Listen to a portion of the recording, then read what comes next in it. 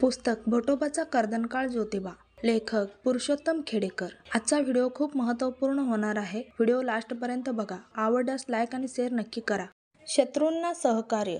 टिळक आगरकर हे ज्योतिबाचे विरोधक होते। संपूर्ण आयुष्यभर त्यांनी व त्यांच्या कंपनी फुलांना त्रास दिला।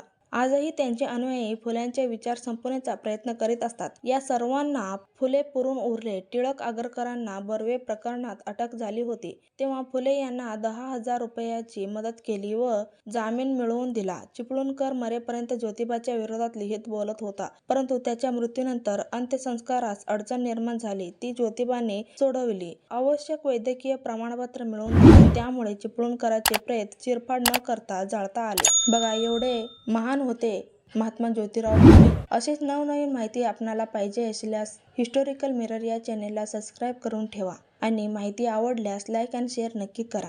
चला तर भेटूया मग पुढच्या व्हिडिओमध्ये।